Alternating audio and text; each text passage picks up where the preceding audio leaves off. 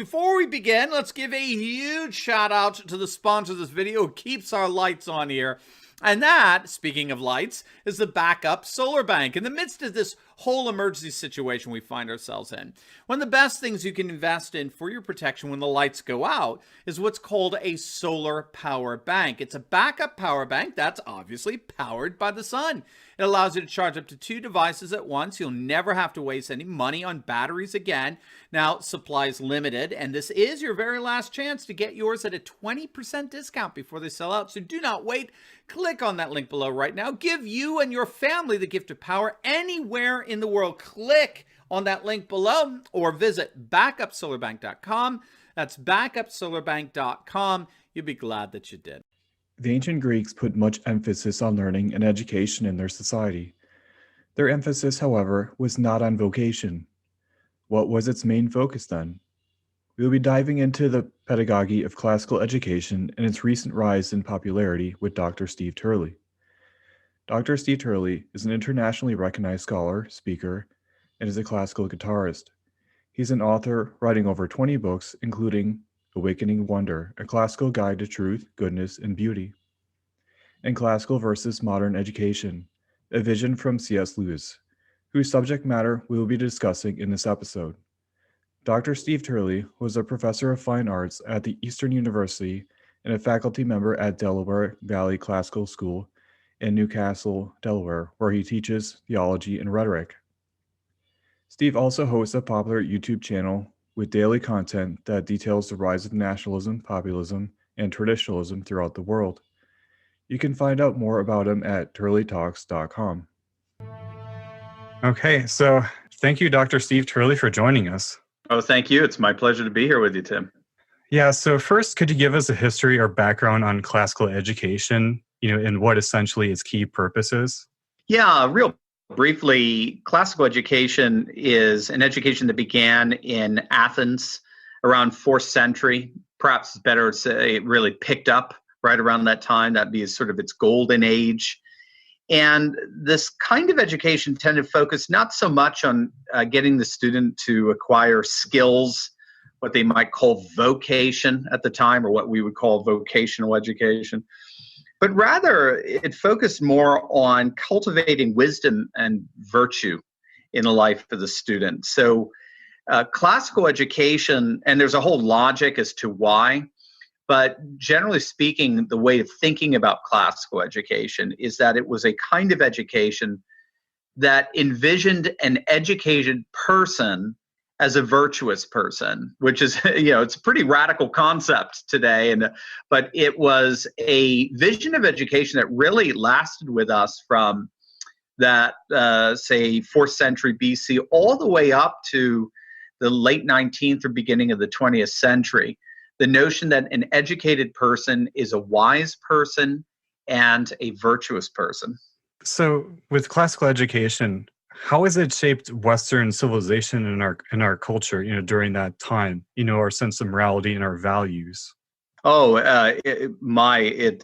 inordinately, extraordinary amount, because in many respects, the reason why the focus is so central on wisdom and virtues, because education was seen as the means of cultivating something called cosmic piety within students. And cosmic piety is this sort of fancy term that scholars have coined that refers to the notion that the world is filled with divine meaning and purpose, and therefore every person born into the world is born into a kind of divine obligation. We're obliged to conform our lives into a harmonious relationship with that divine meaning and purpose. And so our culture, our civilization that gets built around that notion ends up becoming tangible, material expressions of this divine meaning and purpose. And so the ancient Greeks, the Romans after them, the Christian civilization following, and in many respects, just broadly speaking, sort of all pre-modern cultures and civilizations around the world, they were very intentional in initiating students into this particular material, cultural, substantial vision of cosmic piety. And so and again, an educated person would be one who fulfilled that cosmic piety. They fulfilled it in terms of they understood the divine meaning and purpose inherent in the world around them. And the name for that would be wisdom. But they also embodied it in the sense of this cosmic piety, in the sense of they aligned their loves and their desires in accordance with that wisdom. And that would be called virtues. So Plato, Aristotle, Augustine, they all define virtue in terms of this notion of ordo amoris, or ordered loves. And so an educated person was one who could maintain the culture, who was a custodian of culture and civilization at its highest level. And therefore, they fostered this notion that culture is this tangible embodiment of cosmic piety for future generations. And so it didn't matter whether you were dealing with literature or art or architecture, music or poetry or politics or economy, or all kind of sort of bound together in liturgical expressions in the church. Whatever it was, they were tangible expressions of this divine meaning and purpose that invited our loves, our desires to be aligned in accordance with this particular vision of meaning and purpose. So again, the educated person in a classical sense was the wise and virtuous person, precisely because they were the ones who could be entrusted with the custodian and the maintenance and indeed the advancement of culture and civilization in its literary and artistic and musical and architectural and political and legal forms. Yeah, so this is fascinating. So, given classical education's central focus on, cosmic piety or divinity, if you want to call it that, so what subjects and material would a student be taught then? And, and how in classical education would we understand math, grammar, or music? Yeah, it's a great question. The curriculum for a classical student is very similar to what we have today in terms of that whole reading, writing, and arithmetic, but they had a bit more of a profound conception of it. So it tended to get developed into something called the 7 liberal arts. And that's what we still see today in colleges that bill themselves as liberal arts institutions or liberal arts colleges. We don't mean liberal in the political sense, in its modern political sense. We mean liberal in the sense that it frees us. These are the arts, or even technically they would be known as techniques or subjects that free us from our ignorance, and the ignorance that prevents us from realizing our highest human aspirations, which are always culturally expressed. So those 7 liberal arts, 3 of them dealt with language, and the other 4 dealt with math. So language would be grammar, dialectic, and rhetoric, and the 4 with math would be arithmetic, geometry, music, and astronomy. And notice even the way they conceived of, they organized the arts. Music and math were kind of connected together. Today we tend to separate them. So math and geometry, they would be part of the sciences, as it were, and music would be pushed off into the humanities. Well, they saw music as a sonic expression of mathematical principles. Mathematics would have been seen in the ancient world more as the patterns of perfection upon which the entire universe was modeled. And it all goes back to this notion in the Greek world of logos. The Chinese had this notion of Tao. And it's this order, it's this principle of order that both speaks meaning into the world, but also that orders and arranges in metrical fashion the world. So the Greeks referred to it as logos. Another way of looking at it for Avatar fans is you have, the 4 elements of the cosmos: earth, air, fire, and water. But the question was, what bound them all together? What gave them a sense of meaning and order? And that kind of quintessence, that 5th element, the Greeks would call logos. Logos could refer to word, but it can also refer to the order of things. So we use the word logistics in that way. And so if you have word and order, you sort of a metrical word or a linguistic kind of measurement, well, then naturally then your curriculum is going to revolve around a kind of trivium and quadrivium, a kind of word-centered study in your grammar, dialectic, and rhetoric, and a sort of number-centered study in your arithmetic, music, geometry, and astronomy. So those would be sort of your main subjects that students would study, and those were 7 ways in which we could understand that divine meaning and purpose, and then cultivate and align and order our loves in accordance with that divine meaning and purpose. So ordering our loves, could you talk a little bit more about that? Because I know in your books you mention it quite a bit. And just to quote you, you said it's understanding the world comparable to the way in which the gods perceived it. Yeah. Right. It can be in many ways embodied by that Latin term from which we derive the term contemplation. So contemplation goes back to the word contemplare, to think thoughts in accordance with the temple. And so thinking in this sense is a very sacred act. It's an act by which I can understand the world in terms of its divine meaning and purpose, as the Greeks would say, as the gods would have understood it. And in its Christian development, as God himself, the one true and living God, understands it as revealed in Christ and by the power of the Holy Spirit. So the way it works is the love part fits in with the piety part. So if you've got this notion of cosmic piety, the world's filled with divine meaning and purpose, and therefore every person is obligated to conform their lives in their harmonious relation with that divine meaning and purpose.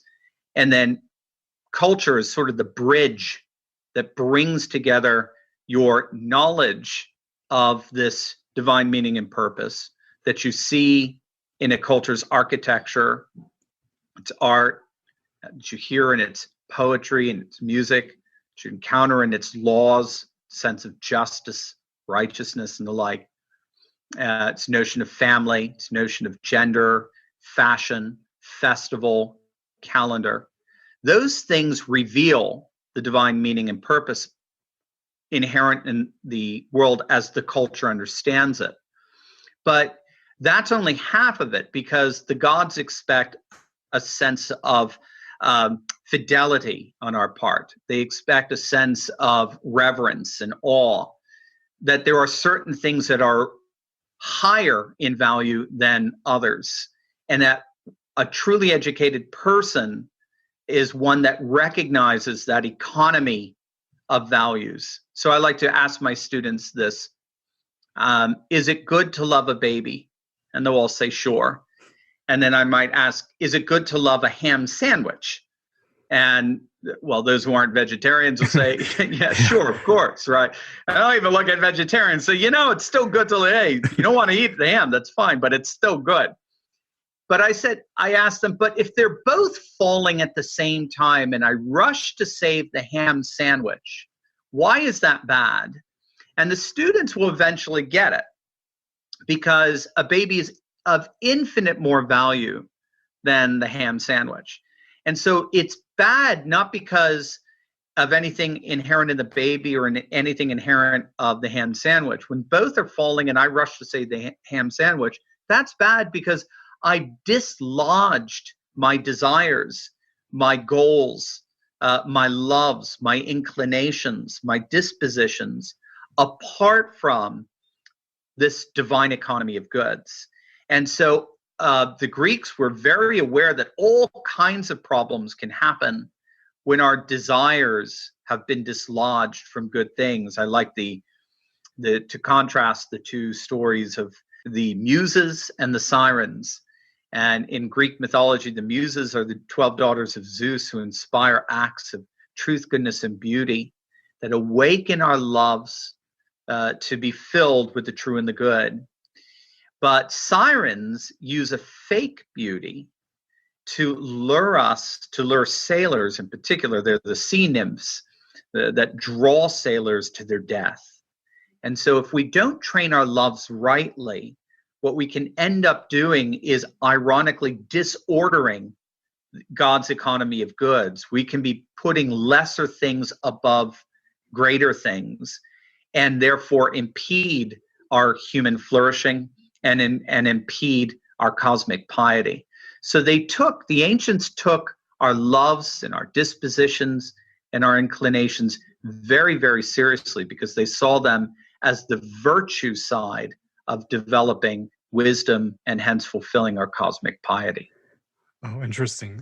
You mentioned, going from the ancient Greeks, and then Christian civilization adopted many of these themes. Could you get into that a little bit, and also how classical education evolved into modern times? Yeah, so Christians tapped into this classical education. They tapped into this world primarily through the Apostle Paul, who in his letter to the Ephesian church exhorted fathers to raise their children in what's called the paideia of the Lord. The paideia is a Greek term. We use it when we take our kids to the pediatrician.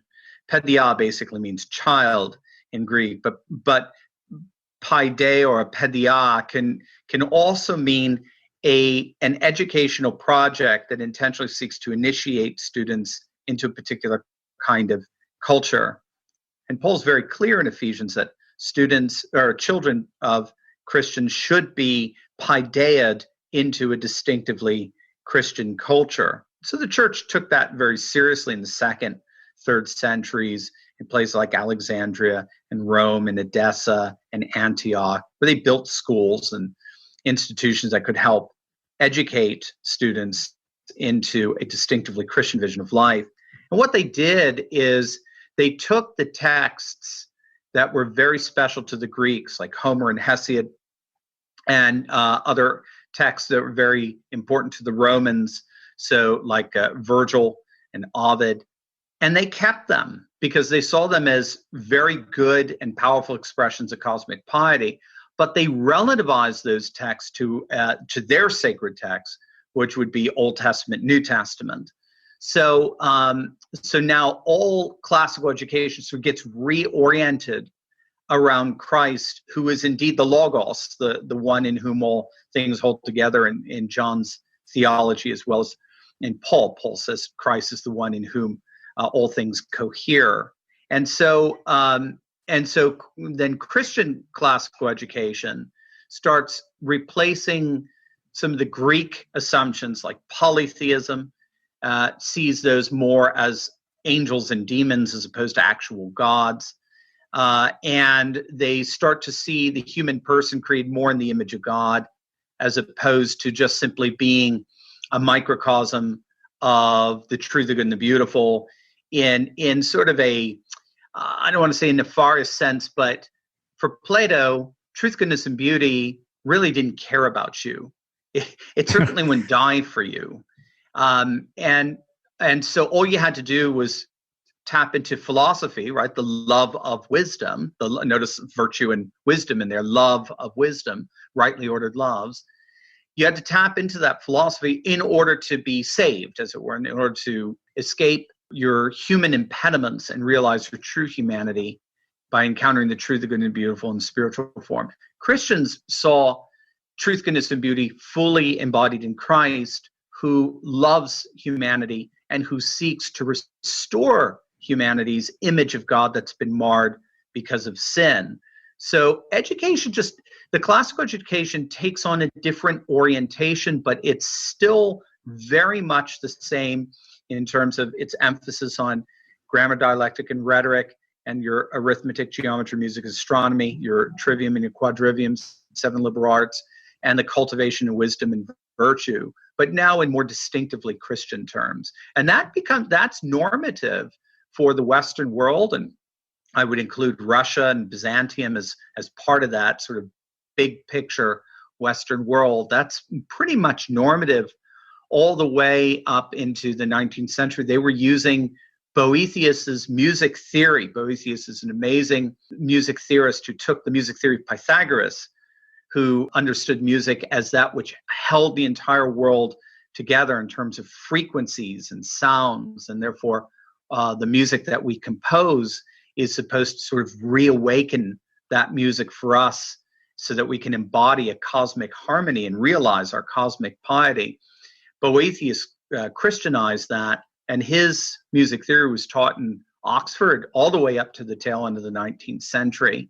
So this is very much a normative conception of education in our Western context. What we have now is actually quite the deviation, and it's a relatively recent one, which I'm assuming you want to go into next. Yeah, definitely. So you detail C.S. Lewis's vision in his book, The Abolition of Man, on the differences in classical and modern education. So could you fill us in on that? Yeah, C.S. Lewis is The Abolition of Man. Fantastic book for anyone to read. It's only about 80 pages, but it is hard reading. There's a lot of Latinate phrases, some Greek phrases in there. So I did write a bit of a companion sort of to help the reader get through it. But yeah, you got it. C.S. Lewis was critiquing the state of British education in the 1940s. And he recognized that what was passing as modern education was sort of a radical inversion of what would have been an educated person in this 2,500-year classical tradition. And he summed it up beautifully. He said, in the classical world, the chief question that the classical mind would ask is, how do I conform my soul to the divine meaning and purpose all around me, right? Simple question of cosmic piety. And the answer was by cultivating wisdom and virtue. In the modern world, that question gets inverted. It's not so much a question of how do I conform the divine meaning and purpose, how do I conform my soul to the divine meaning and purpose around me? The modern mind asks a very different question. It asks, how do I conform the world, which is meaningless and purposeless because it's just simply biological, chemical, and physical nature, nothing more? How do I conform that world to my own desires and my own ambitions? And you see here, wisdom and virtue they're really not going to help you with that project. So you have a different answer for a different value system. And the answer is through tapping into those institutions that operate by the mechanisms of manipulation, namely science, technology, and a secularized state. So the modern mind is very much concerned with technocracy and technical skill for the student so as to be able to better manipulate and conform the world around us to our own desires and our own ambitions. So classical education, modern education, ironically, actually have fundamentally different conceptions of the world, fundamentally different conceptions of the human person, and hence fundamentally different conceptions of what it means to be educated. And, I have to ask, with the classical education's focus on right conduct, ethics, virtue, and you as being a classical educator, do the kids behave? Do you run into a lot of those issues, or what's a day like in teaching classical education? Yeah. Oh, they're horrible. Forget it. They're all moderns. Yeah. No, it's an excellent question. Generally speaking, because the emphasis is so much on wisdom and virtue, you do create a culture of wisdom and virtue that the faculty you have to model, that the families are called to model, and then the students do as well. And so discipline issues are just not a big thing in classical schools, generally speaking. All the classical schools that I've been around across the country and even in the world, I was privileged to be at a conference in Brazil among families that were starting one of the first classical schools in Sao Paulo.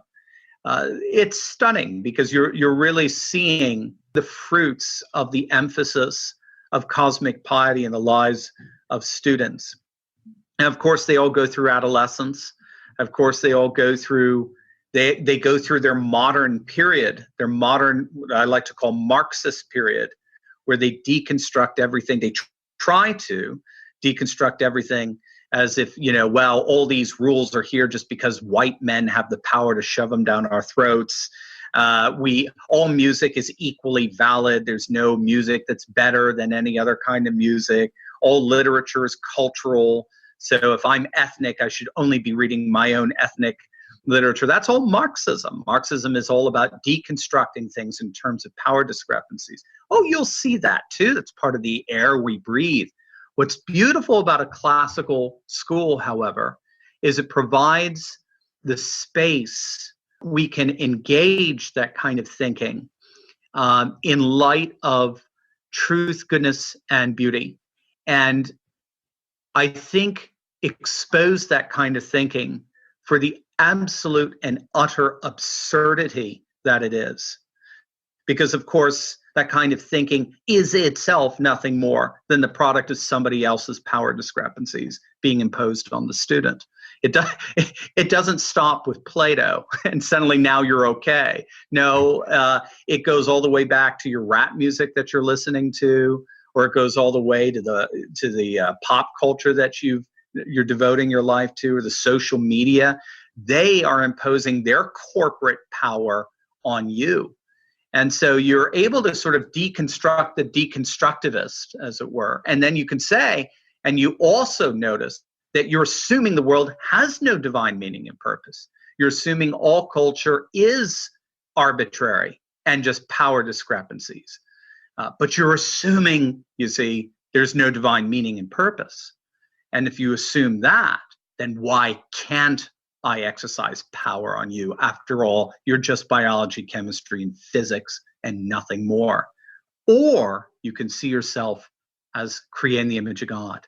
You could see yourself as infinitely sacred and who've been bought with a price and have been redeemed and restored by infinite and eternal love embodied in Christ. Which world do you want? So it's very powerful. The school becomes an astonishing space to deal with some of the fundamental and most challenging issues of life. But you don't have faculty that just looks at you and say, oh, well, whatever, just make sure you study hard enough so you can pass your SAT, and make sure you're tolerant and the like. That kind of space is the problem, not the solution.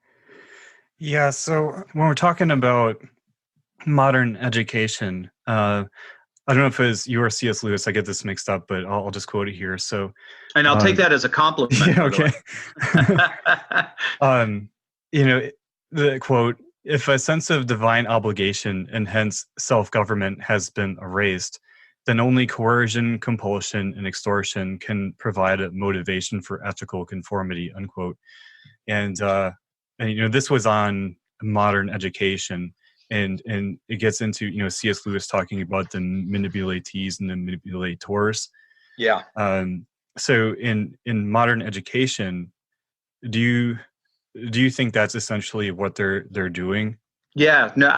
Absolutely. So one of what the brilliance of Lewis, what he drew out in his Abolition of Man, was the recognition that if we do not have virtue, then we cannot be shocked to find the lack of virtue in our society. One of his famous phrases is, we can't amputate and then demand the function. We can't teach our students that truth is relative and then be shocked to find that politicians lie to us, right? Or, we can't teach our students that all morality is relative and situational and then be shocked to find out that our bankers and corporate executives are making their decisions on nothing else but greed and expediency.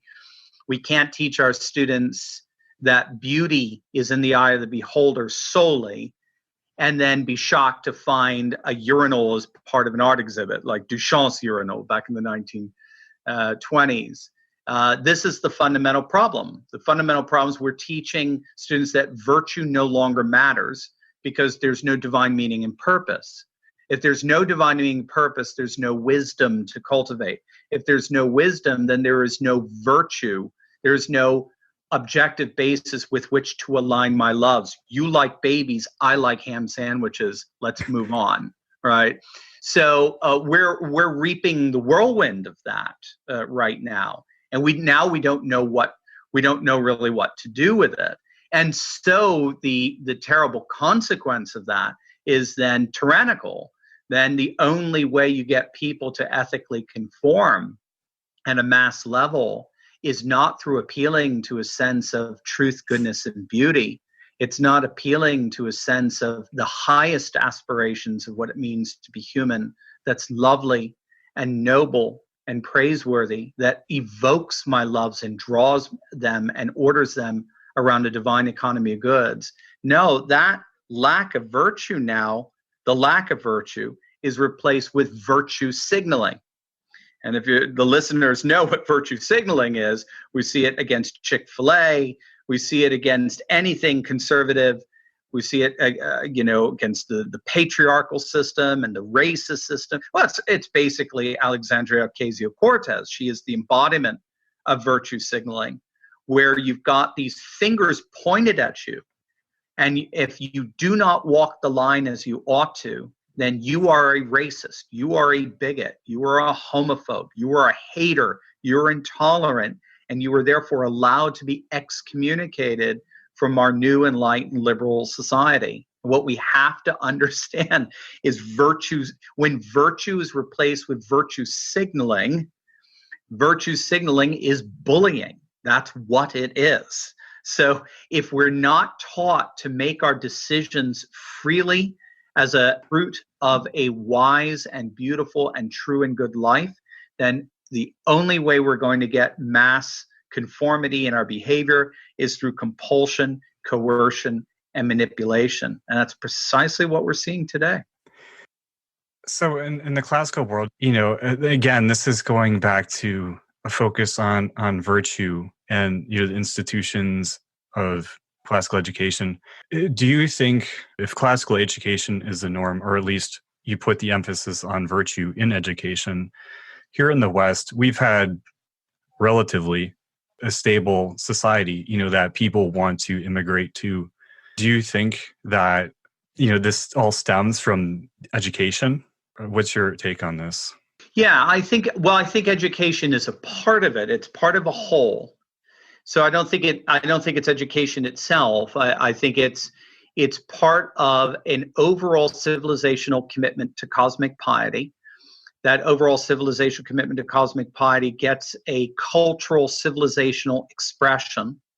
The cultural civilizational expression is then maintained and perpetuated and advanced through a new generation that has been paideid in it, that's been initiated into it through a kind of education where the student learns to be embody a particular kind of human, a particular kind of vision of what it means to be human, so as to be able to perpetuate this cultural civilizational expression of cosmic piety.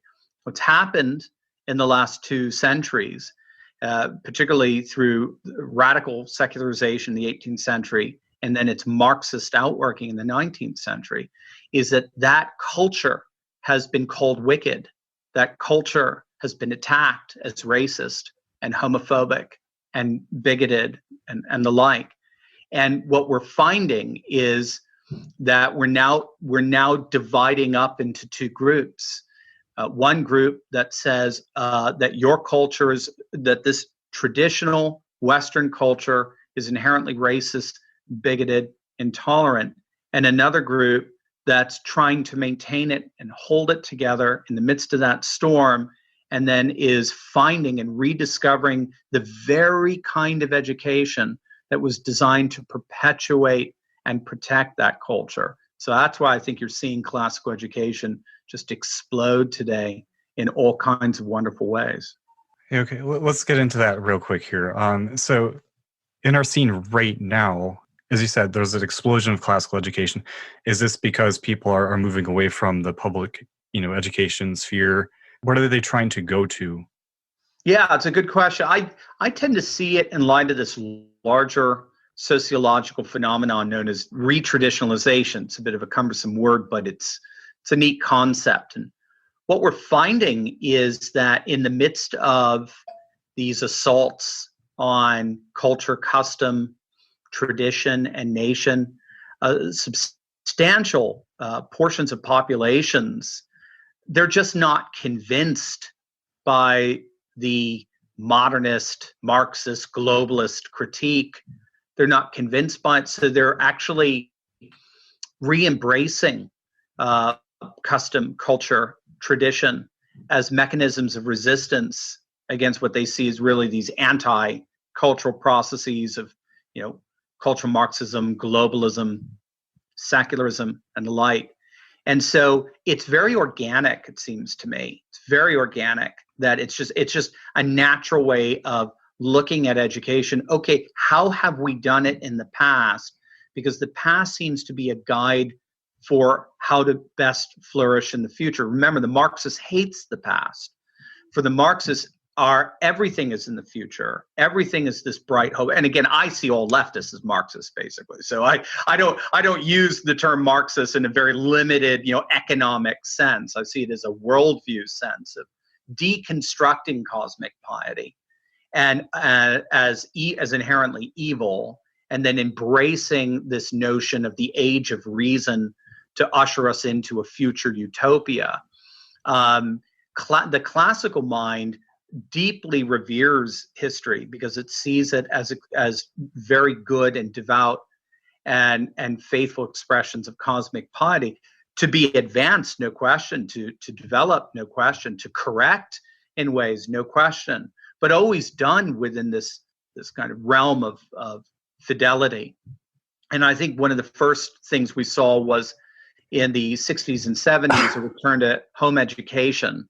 So people started looking at home education as the primary way they could preserve the sense of tradition and custom and culture that's sacred, that's pious, and the like, as over and against its secular assaults.